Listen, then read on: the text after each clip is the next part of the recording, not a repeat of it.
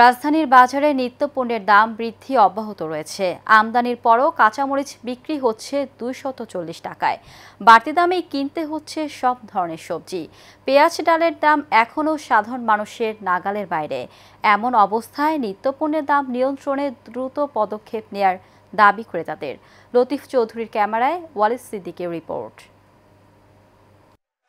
সাপ্তাহিক ছুটির দিনের সকালে যারা বাজারে গেছেন তাদের অনেকেই পড়েছেন অস্বস্তিতে, কারণ নিত্যপণ্যের দাম এখনো ক্রয় ক্ষমতার বাইরে।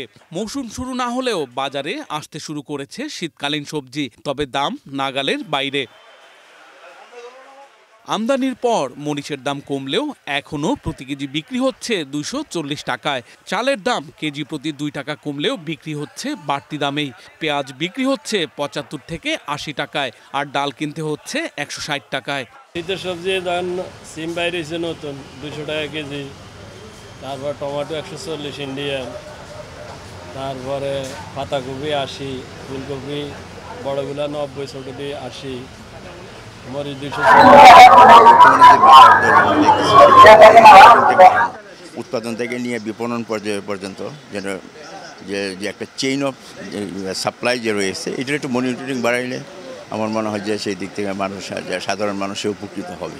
চালের বাজারটা গত ১ মাস আগে যে বাড়তি যা ছিল, ইন্ডিয়ান চালটা ঢোকাতে বাজারটা একটু কম আছে।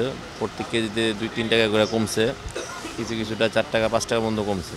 তো বস্তাও আপনাদের ২০০ টাকা করে কম। বর্তমান বাজার দর এই সপ্তাহে আমরা পেঁয়াজ ৭০-৭৫ টাকা বেচতেছি। শুকনা মরিচ, মালামাল, ডাউল দেশি ডাউলটার দাম বেশি।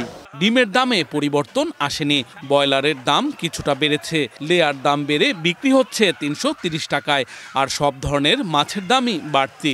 বর্তমান প্রেক্ষাপটে সাধারণ মানুষের বাজার নিয়ন্ত্রণের বাইরে, কারণ ১,০০০ টাকা বাজারে নিয়ে গেলে ১,০০০ টাকায় মাছও ভালোভাবে পাওয়া যায় না, কোনো কিছুই পাওয়া যায় না।